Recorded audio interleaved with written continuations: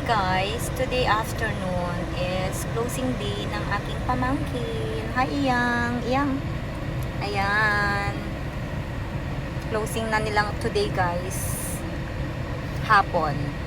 And nandito na kami sa sa baba ng school nila. Hindi pa kami lumalabas ng sasakyan kasi super init. Ayan. So madamapay lang ti moving up dagijay. Ni apay dati as aso da. OMG. Ang cute ng mga dogs. Sumama sila.